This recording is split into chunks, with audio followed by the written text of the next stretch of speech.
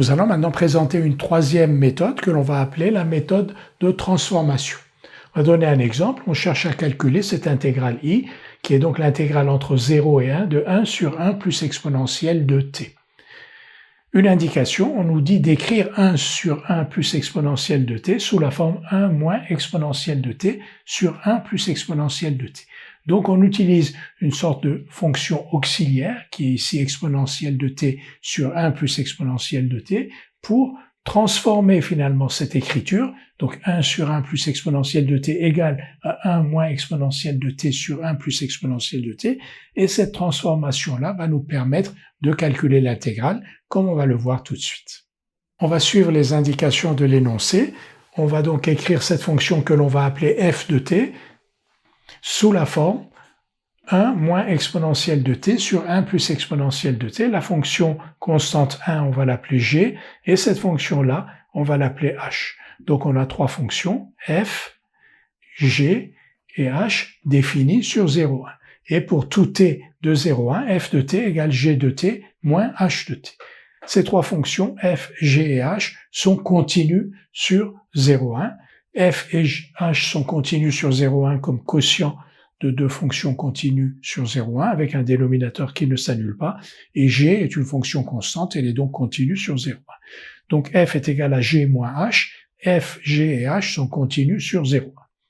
I, c'est l'intégrale de 0 à 1 de f. Donc l'intégrale de 0 à 1 de f, c'est la même chose que l'intégrale de 0 à 1 de g moins h.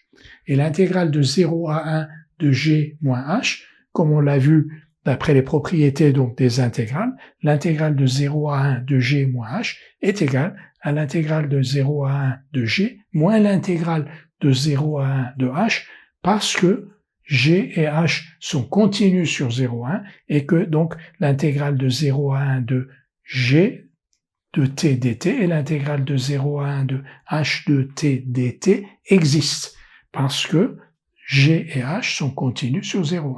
Donc on a le droit d'écrire que i est égal à intégrale de 0 à 1 de 1 dt moins intégrale de 0 à 1 de exponentielle de t sur 1 plus exponentielle de t dt. Et maintenant, pour calculer i, nous allons calculer chacune de ces intégrales. On peut donc écrire grand I sous la forme de la différence de ces deux intégrales, intégrale de 0 à 1 de 1 dt et intégrale de 0 à 1 de exponentielle de t sur 1 plus exponentielle de t dt. Cette intégrale-là, on l'a déjà calculée.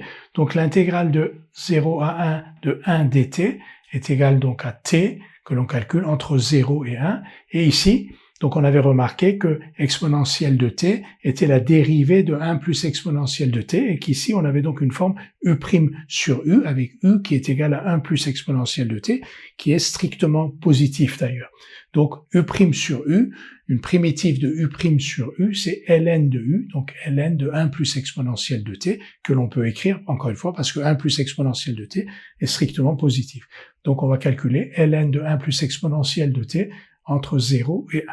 Donc t calculé entre 0 et 1, donc 1 moins 0, et ici moins ln de 1 plus e moins, ici si on remplace t par 0, on a 2. Donc ln de 1 plus e moins ln de 2.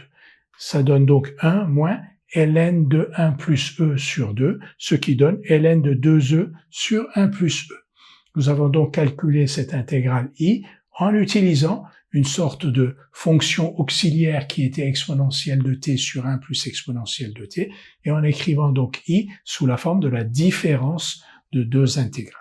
Et on a pu le faire parce que chacune de ces fonctions-là, 1 et exponentielle de t sur 1 plus exponentielle de t, était continue sur 0,1, et on pouvait donc écrire l'intégrale de 0 à 1 de 1 dt et l'intégrale de 0 à 1 de exponentielle de t sur 1 plus exponentielle de t.